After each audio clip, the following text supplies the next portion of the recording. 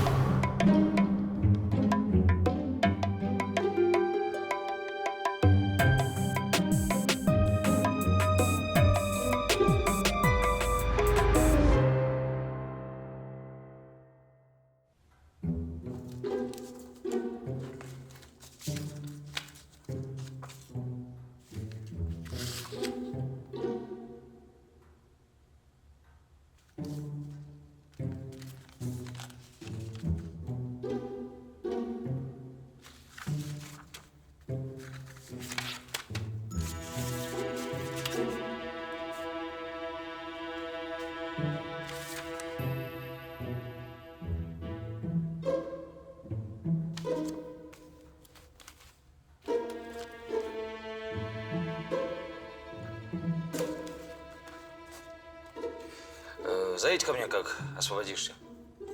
Дело есть.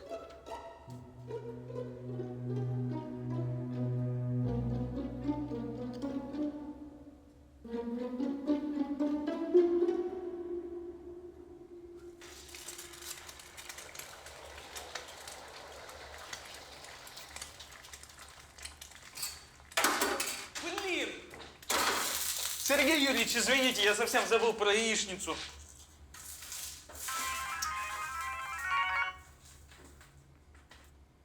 Да. Рад слышать, товарищ полковник. Да у меня с этой бытовухой уже дышать в квартире нечем. Высылайте материал. Да, сейчас посмотрю.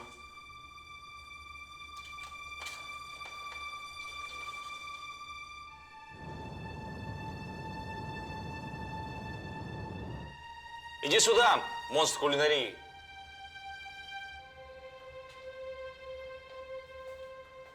Значит так, есть жертва, заведующий библиотекой. Убит с помощью укола тетрадотоксина. Этот яд содержится в организме рыбы фугу, калифорнийского тритона и хрен знает еще там каких морских тварей. Это с каких пор библиотекари, как тайных агентов, устранять стали? Так может он действительно тайный агент? Ну да. И плюс к этому еще новый Папа Римский и созвездие Альфа Центавра. Так. Все произошло в людном месте, свидетелей нет, в карманах ничего не пропало. Ну, значит, не ограбление. Отпечатков убийца не оставил. Прямо как в дешевом детективе.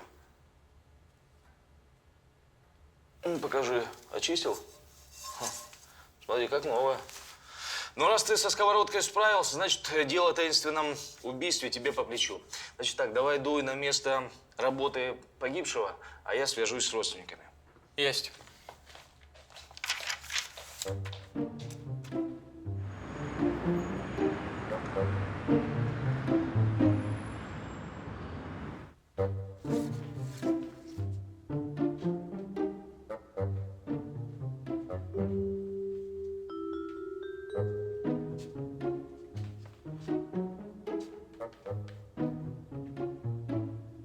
Что? Ничего.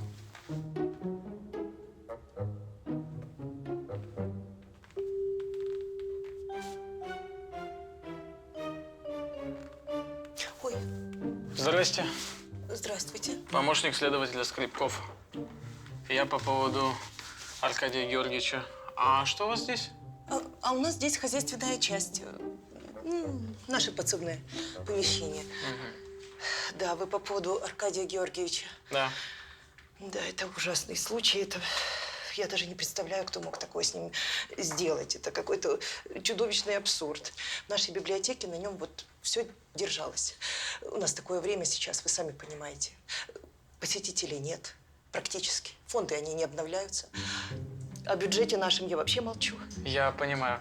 Скажите, а где находится кабинет заведующего? У Аркадия Георгиевича и кабинета как такового нет. Вот отдельный стол. Вот тут? Да, да, пройдемте, покажу поближе. Вашему мужу никто не угрожал в последнее время? Я не могу себе даже представить такое. Аркаша жил в мире книг, откуда у него враги. Он за всю жизнь и мухи не обидит. Может, у него были какие-то проблемы на работе? Он обожал свою работу. Знаете, у нас своих детей не было, наверное, поэтому Аркадий стал работать в детской библиотеке, несмотря на нищенскую зарплату. Но никогда не жаловался. А вы не заметили каких-то странностей тем утром? Ну, может, что-то его тревожило? Нет, он позавтракал своим любимым омлетом и уехал на работу, как обычно, все. Знаете, мы прожили 25 лет вместе. Наверное, если бы что-то было, я бы почувствовала. Я за версту чувствую, когда он не в настроении.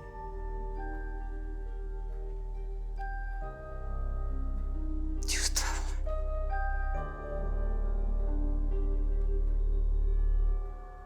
Вот этот стол, Как-то очень скромно. как есть. Знаете, он был на редкость порядочным человеком. Никогда ничего дурного за ним не замечала. Можно сказать, идеальный мужчина. Ну, знаете, иногда, конечно, он тайком курил в вестибюле. Ну, когда на улице был там дождь или холод. У нас просто в вестибюле пожарная сигнализация не работает. Скажите, а у него были какие-то проблемы с руководством или местными властями? Нет, никаких проблем. Да нет, не было никаких проблем. Да, жаль, что не было.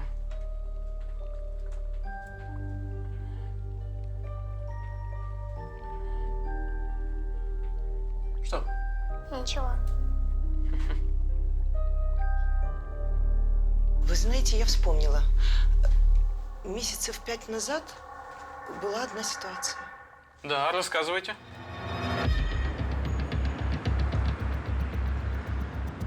Сергей Юрьевич, зацепка есть.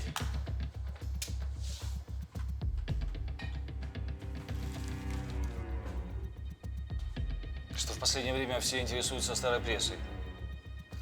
Газета ведь прошлогодняя. 5 месяцев назад землей, на которой стоит библиотека и где работает убитый, интересовались бизнесмены-застройщики. Они хотели оттяпать кусок дворика для того, чтобы расширить площадь под строительство высотки. По словам работницы зала, они приходили к заведующему на переговоры.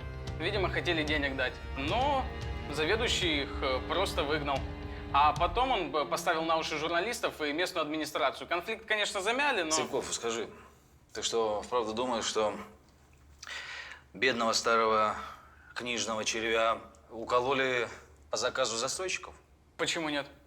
Фирма называется «Монолит», возглавляет ее Виктор Малафеев. Я думаю, что надо тряхнуть этого деятеля. Не похоже это на застройщиков. Ну, сам посуди. Мужика бы рейдеры кошмарили до нужного результата. Ну, максимум отмудохали битой. Но чтобы уколоть ядом, ну, это перебор. Меняются времена, меняются и методы преступников. Ну, ладно, что с тобой? Проверь этого застройщика, хуже не будет. Хорошо, я сварганю себе что-нибудь поесть и поеду к застройщику.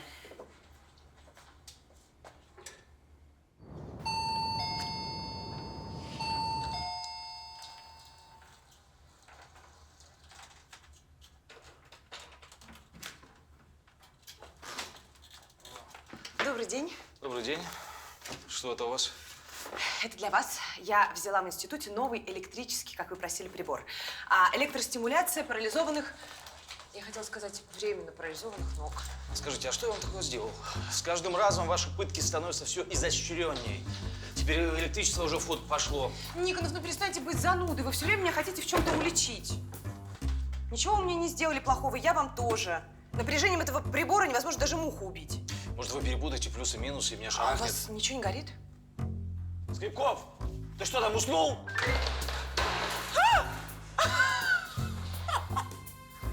Черт!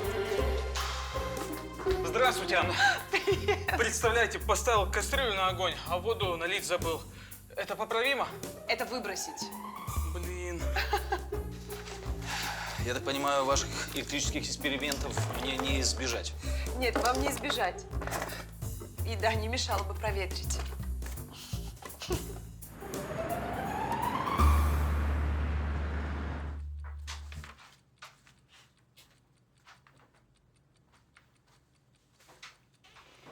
Прошу, присаживайтесь.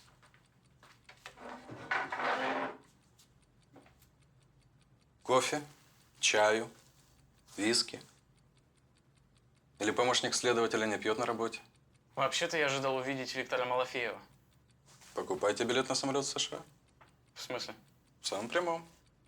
Малафеев продал мне свой бизнес полгода назад и укатил в Америку на ПМЖ. Значит, теперь вы продолжаете заниматься развитием компании «Монолит»? Продолжаем. А что? А то, что Малафеев пытался отжать землю у социальных учреждений под застройку. Теперь этим занимаетесь вы?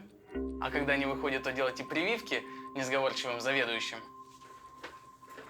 Слушайте, мне сложно улавливать нить нашей беседы. Если вас интересует деятельность моего предшественника, я распоряжусь, чтобы подняли и предоставили вам необходимые документы. Это вас устроит? Лерочка, будь добра. Сейчас к тебе подойдет наш гость, помощник следователя. Помоги ему найти ответы на его же вопросы касательно Малафеева. Всего хорошего. До свидания.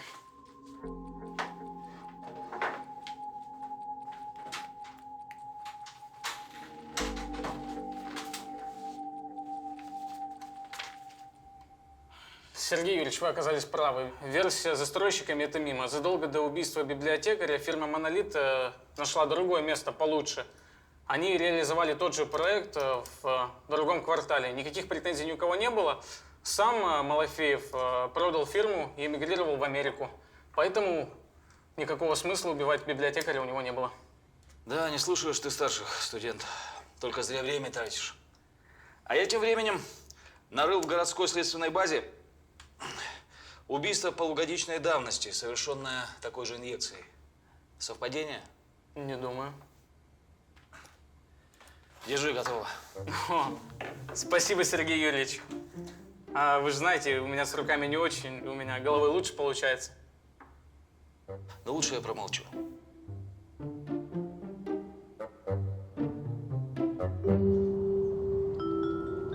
В прошлом году скоропостижно скончался рецидивист Жариков, кликуха жар-птица. Рэкет, похищение, заказные убийства. Жарикова подозревали в нашумевшем заказном убийстве известного бизнесмена. Вину доказать не смогли. И вот этот мокрушник неожиданно умирает от хитроумного укола. Это уже похоже на почерк. Ну, почерк или нет, мы разберемся. Я тут попросил Тетерева, чтобы он мне сбросил материалы дела по жар-птице. Я понимаю, когда один киллер убивает другого, но зачем кому-то убивать простого библиотекаря, да еще и таким нетривиальным методом? Сергей Юрьевич, а что если перепутали? Понимаете? Нет. Банальная ошибка. Киллер получил заказ и перепутал объекты и убил человека похожего. По-моему, кто-то бредит. Не, киллеры, конечно, подонки и негодяи, но не идиоты.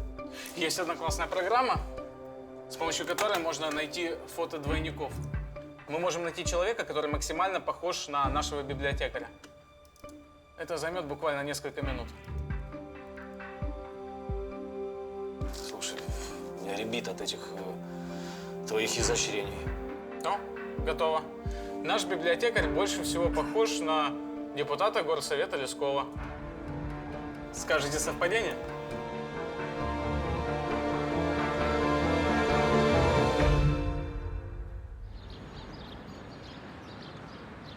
Здравствуйте. Помощник следователя Скрипков. Это я вам звонил. Извините, у меня нет времени. И если это официальное обращение из органов, я хотел бы... Я понимаю, я вас не буду задерживать. Скажите, вам в последнее время кто-то угрожал? Послушайте, ну что за вопрос? Да ну подумайте, кто мог желать вам зла? Враги, конкуренты? Я состою в комиссии по сохранению культурного наследия. Ну какие тут враги, какие конкуренты? Вон трясите земресурсы, госзакупки. Вообще оставьте меня в покое. Да вы не так все поняли. Я вам... Не хочу я ничего понимать. Дальнейшее общение... мужики, Куда вы что? Куда? Руки! Руки! Я помощник следователя!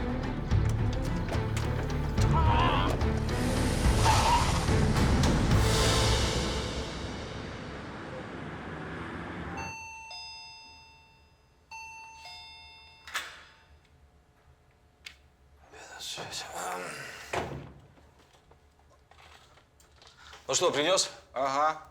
Я из-за тебя, можно сказать, вступил в конфликт с законом. Представляешь, в этой библиотеке задрипанной даже ксерокса нет. А бабка, библиотекарша, это же не бабка, это Цербер. Я ее просил выйти из читального зала, чтобы сделать копию. Так не выпустила, пришлось слямзить. Но если еще, ты же заступишься за меня, правда? Ну да. Че, не ту страницу выдрал? Ничего, ту, спасибо. Просто в ней там нет ничего особенного. Выпить хочешь? Да какой выпить? Меня домашняя рутина засосала. Розетка сломалась, чинить надо, я только боюсь. Я хотел электрика вызвать, но я же мужик, сам починю. Так что, если не дай бог, то помолись за упокой души раба Божьего Льва Давидовича. Хорошо. Да, кстати, Лев, меня тоже сегодня током били.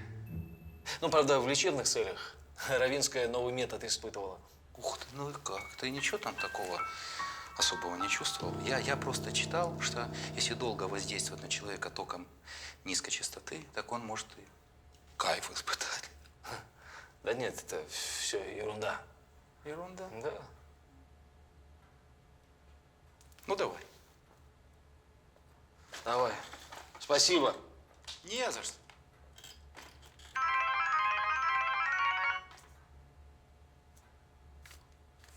Да, слушаю. Что? Когда же он успел так накуролесить? Надел твой студент Шухера. Да. Ребята из КРУ приехали задерживать депутата Лескова за хищение материальных ценностей из музеев. Так этот подумал, что это они приехали похищать его и вступил с ними в неравный бой. Прекратите, после всей этой истории он меня из дома Да выгонит. тихо, да. Да вообще Брюс Ли, да. Ну что, подержали в наручниках в обезьяннике ночку. Я приехал, вызволил нашего Супермена. Хочешь с ним поговорить? А, ну как хочешь. С тебя 100 грамм и пончик. Давай. Если меня он выгонит из дома, я к вам перееду жить. Смешно, да? Не надо.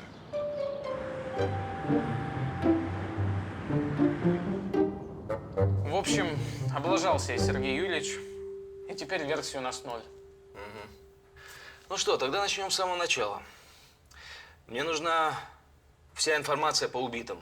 Все без исключения. И по бандюку, и по библиотекарю. Кроме того, у нас есть оружие убийства. Яд. Будем искать источник. А вот я тут нашел. В Японии фугу известный деликатес, поэтому и стоит дороже кокаина.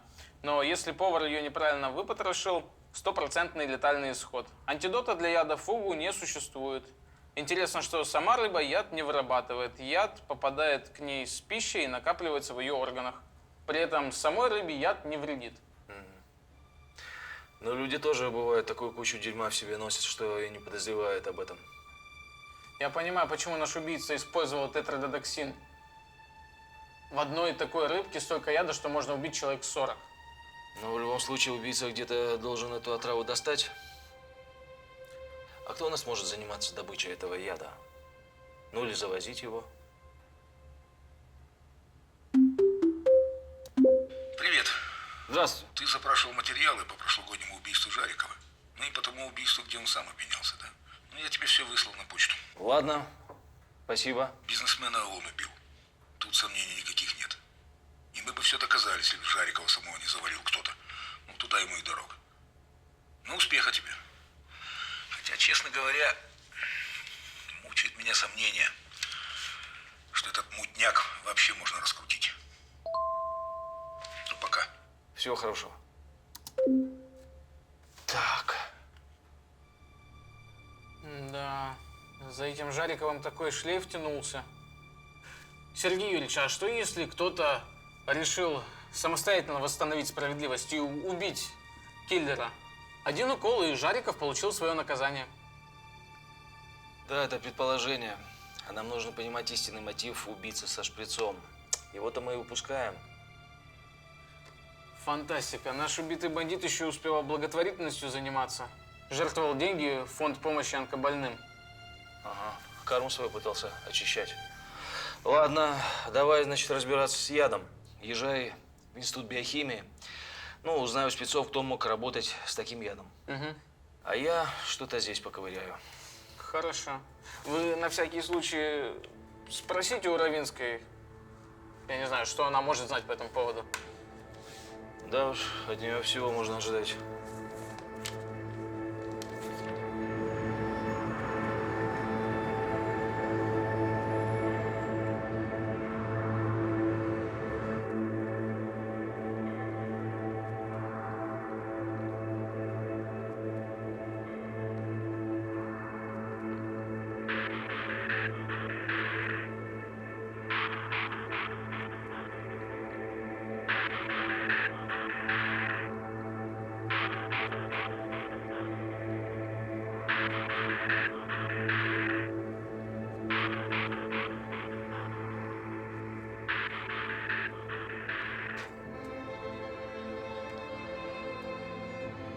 Ты за день еще ничего не ел?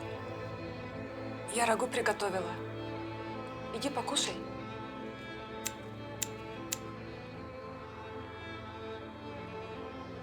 Послушай, так же нельзя. Надо же как-то жить дальше. Даже если прошлое важнее настоящего.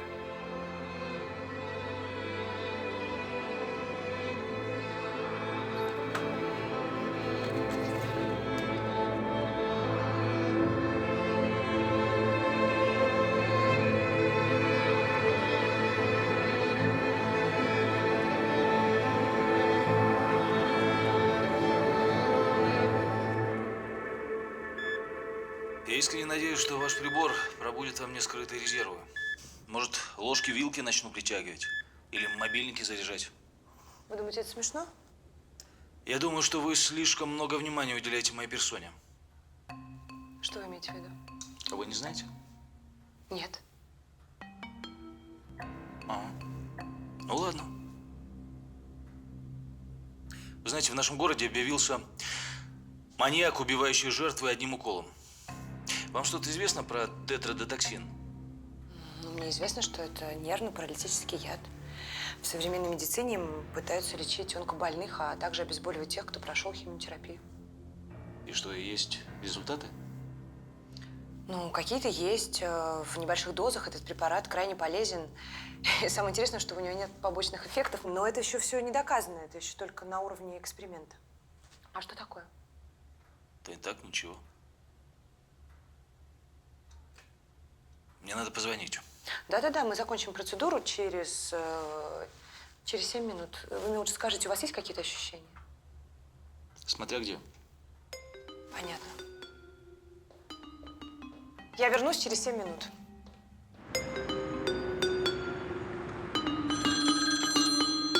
Да, Сергей Юрьевич. Докладываю. Только что выяснил, что лаборатория Института биохимии с такими ядами не работает. Значит, иди в институт онкологии тогда. Это в паре кварталов от тебя. Узнай, проводят ли они экспериментальные курсы лечения онкобольных с помощью нашего яда. Понял, выполняю.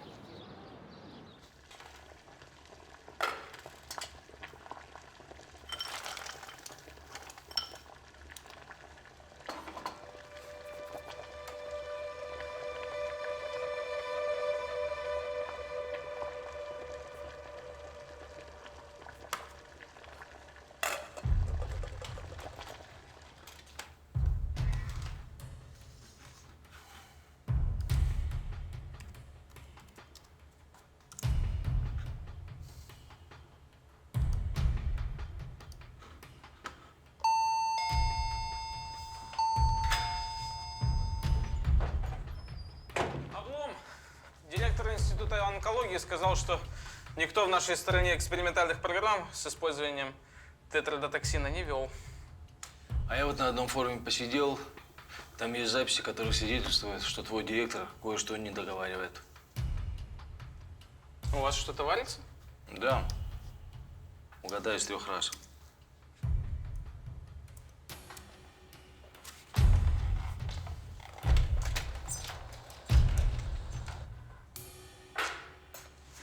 Сергей Юрьевич, на форуме все полунамеками. Да, лечение ядовитым веществом проводят, но нигде не указано, что это именно тетрадотоксин. Я думаю, что остальная часть переписки уже проходит в личке. В правильном направлении мыслишь. Я думаю, что лечение проводят они нелегально. Держи. Спасибо. Я тут кое-что узнал про нашего библиотекаря. Оказывается, он не только книжками занимался. По первому образованию он медик. И в последнее время занимался волонтерством. И угадай, в какой клинике? Какой? В онкоцентре. Вот так. Ну как, вкусно?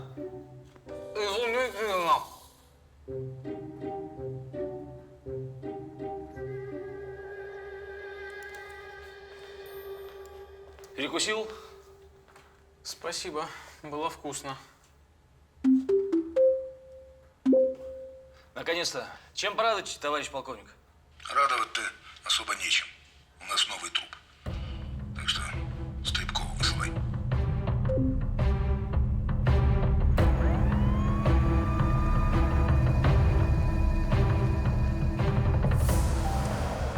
Скажи мне, пожалуйста, почему посторонний на месте преступления? Сейчас уберу. Граждане, освободите место преступления. Не мешайте работать. Пожалуйста, полностью освободить место преступления.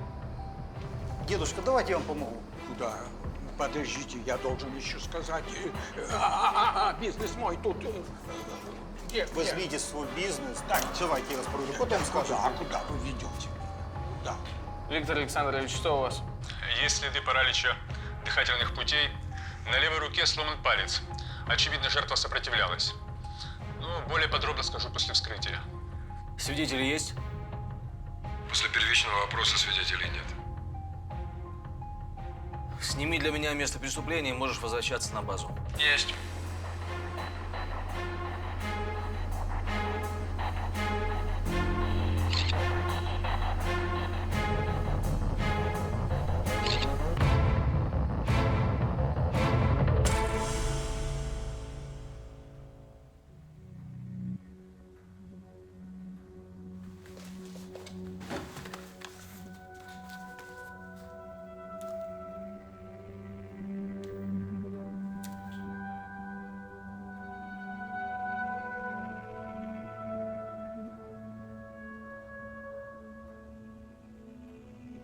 Скрипков, ты спишь? Алло. Что? Слышишь, ты на месте убийства видел слепого? Сергей Юрьевич, сейчас 2 часа ночи. Он там милостыню собирает. И что? А то, что это его место работы. Ладно, утром поговорим. Спокойной ночи. Разбудить, чтобы пожелать спокойной ночи, это оригинально.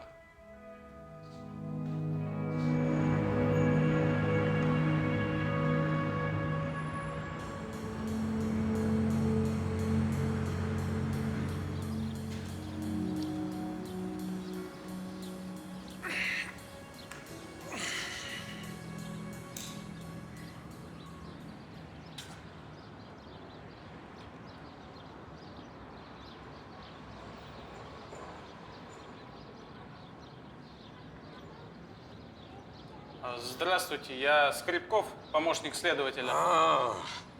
Вчера слепой свидетель никому не нужен был, а сегодня заметушились.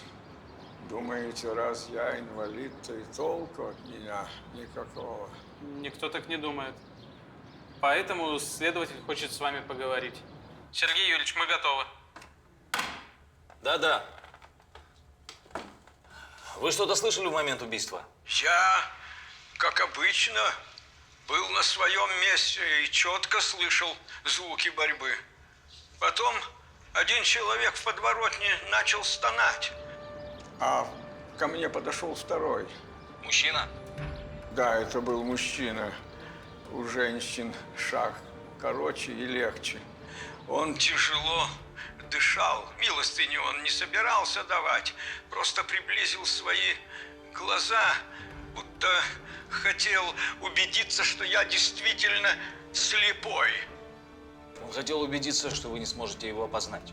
Да, но он ошибся. Я могу легко его опознать по запаху. От него пахло застоявшейся водой, тиной. Запах не сильный, но я его явно чувствовал. Может, вы скажете, чем конкретно от него пахло? Река, пруд, лужа? Нет, водоемы пахнут по-другому. Они живые, а эта вода будто мертвая. Вы уверены?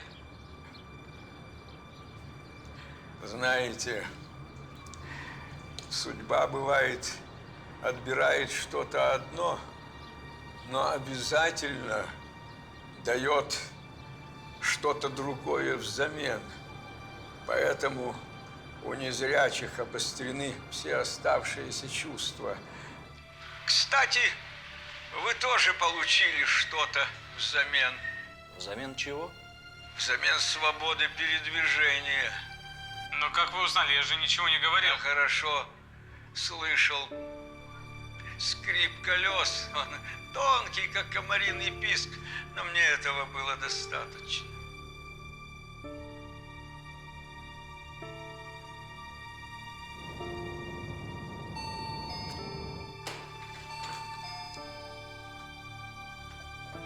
Здорово. Ну что, по данным эксперта, метод убийства все тот же. Инъекция тетрадотоксина. Следов ДНК убийцы и отпечатков нет. А жертва кто? По документам Павел Каннегин, врач, интерн из онкоцентра. Уже полгода проходит там практику после мединститута. Был убит неподалеку от вот этого самого онкоцентра, в котором работал. А что по этому интерну в нашей базе? Вроде чистый, кроме одного мелкого эпизода. Там рядом с онкоцентром бар, так вот Каннегин любил там часто бывать. Вот неделю назад оскандалился. Вылил водку в аквариум. Так вот, администрации пришлось там наряд вызывать, чтобы он штраф заплатил. Там рыба в аквариуме передохла. Аквариум, мертвая вода и снова онкоцентр.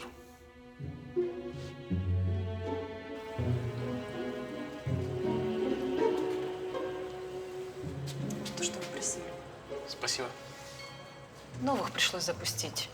Маленькие еще мальки совсем.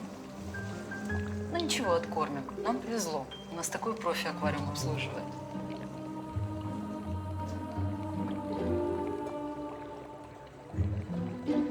Чувствую себя поломанным игрушечным роботом. Током зарядили, а результата ноль. Результат будет виден при длительной смене методов лечения. И сколько таких методов в вашем загашнике? Включая неофициальные? Да, кстати, неофициальных. А вы не могли бы узнать у ваших коллег, не проводились ли в городе исследования с тетрадотоксином в частных лечебных центрах? Это вы про этого убийцу со шприцом? Да. Хорошо. Я попробую узнать. Спасибо, Аня. А да, спасибо. Пока не за что.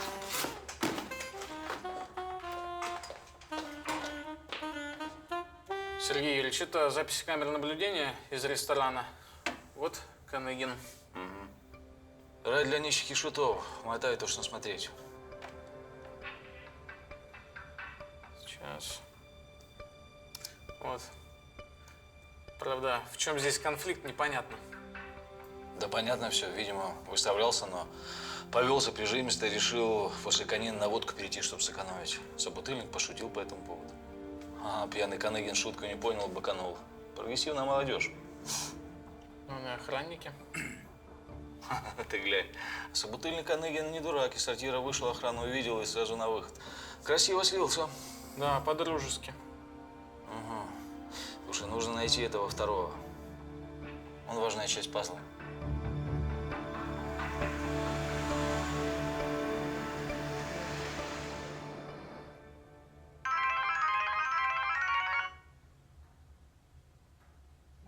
Да. Алло. Доброй ночи, Никонов. Я так подозреваю, что вы еще не спите? Правильно подозреваете. А вы тоже не спите? Или вы с новостями? И то, и другое. Я узнала то, о чем вы меня просили. Экспериментальный проект по лечению тетродотоксином действительно проводился в Институте онкологии, но в секретном режиме. Ясно. Деньги с больных налево рубят. Ну, в данном случае ваш сарказм уместен. Яд-фугу завезли из Японии, чтобы опробовать на больных, которым не помогло классическое лечение. Для них это был последний шанс, а для врачей, естественно, неплохой заработок. В общем, один из пациентов пошел на поправку, а двое других скончались. Но это не отработанный метод, нет никаких гарантий. Спасибо. Аня, скажите, а ваш источник насколько надежен? Мой бывший коллега работает в этом центре. А вы можете узнать имена тех, кто проходил по этой программе? А орден мне за это дадут? Да, конечно, я похлопочу.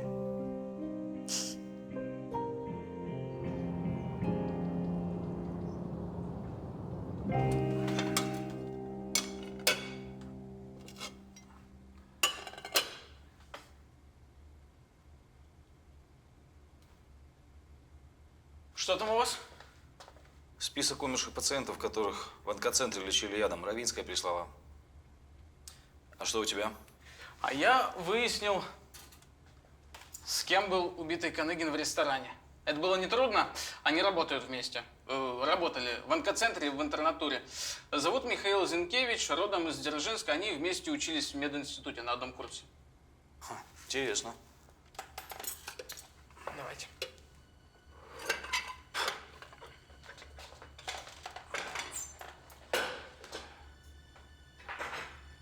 Друзья пошли в ресторан. Зинкевич спровоцировал в ресторане скандал и сам скрылся. Это его и спасло. Спасло от чего? От мести. Версия. Может быть, безумная, но вот сам посуди. Бандит Жариков спонсировал онкоцентр. Библиотекарь работал волонтером в этом онкоцентре. Каныгин и Зинкевич были там интернами. Остался в живых только Зинкевич. Что-то я не совсем понимаю. А при чем тут рыбки? Скоро узнаем. Значит так, ты встречаешься с этим приятелем Каныгина. Я прошу Володьку, чтобы он встретился со всеми родственниками больных, умерших в онкоцентре. Хорошо, я тогда приглашу Зинкевича в тот же ресторан, где они хулиганили с Каныгином. Может, всплывут какие-то новые детали? Давай, дерзай, студент.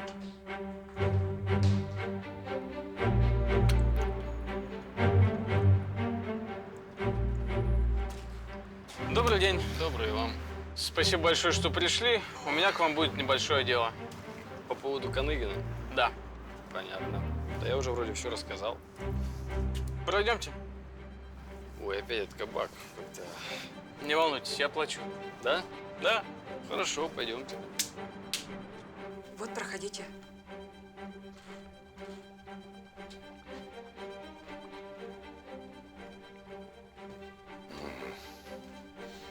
Это его стол. Да.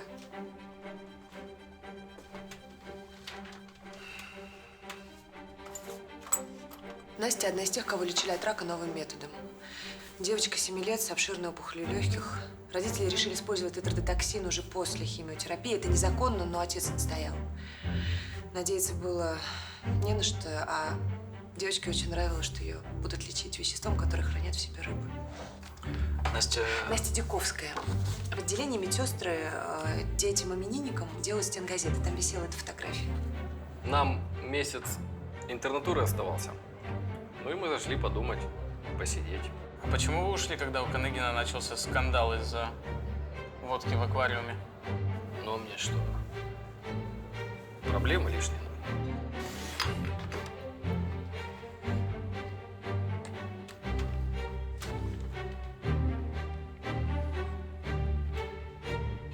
Ладно, спасибо за угощение. Только мне вот интересно, вам больше делать нечего, как меня пивом поить? Может быть, лучше шли, искали убийцу? Вы правы, вопросов у меня больше нет. Но то, что мы поймаем убийцу, я вам обещаю. Да ничего не поймаете. Ой, поймают они. Где сейчас может быть ваш муж?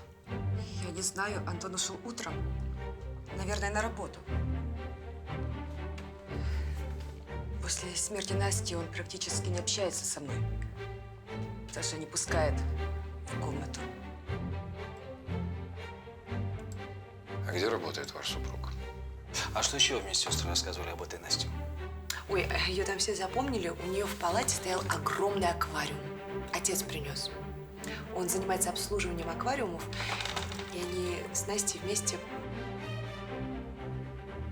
Да, привет. Слушай меня. Угадай, где работает Антон Дьяковский и что я нашел в его квартире. Меня слушай. Вызывай группу захвата к бару, где был убит Каныгин. И сам туда пуля лети. Там Скрипков с Зинкевичем.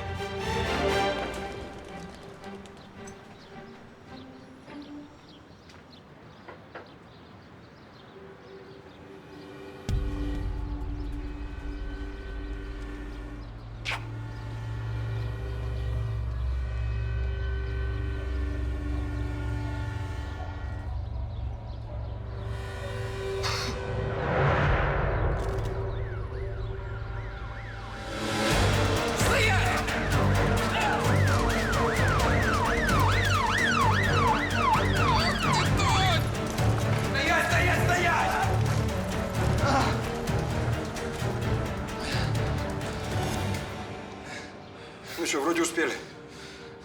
Ага. Сергей Юрьевич, у нас чистосердечное. Вы ничего не понимаете. Настя. Моя девочка Настя. Я ведь все ради нее. Они мне сказали, что она будет жить.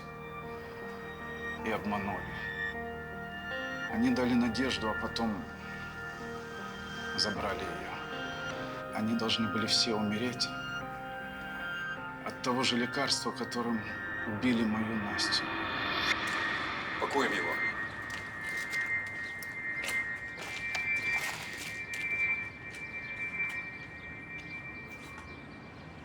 По крайней мере, теперь хоть понятен мотив их теолога-убийцы. Бандюган Жариков спонсировал программу, по которой лечили Настю. Каныгин и Зинкевич делали экспериментальные инъекции.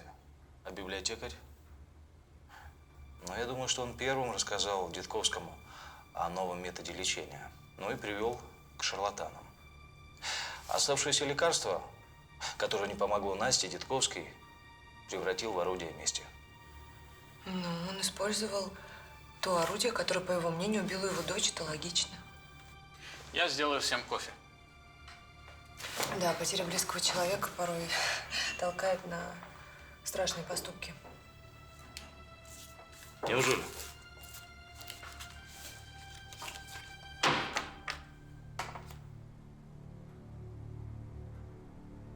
Что такое? Вы видели знакомую фотографию? Такую же, как в вашем телефоне, кажется. Что вы имеете в виду?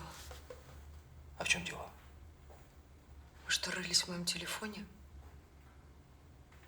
Это мерзко, Никонов. Не более мерзко, чем тайно копать информацию о человеке, который вам доверяет, о его умерших родственниках.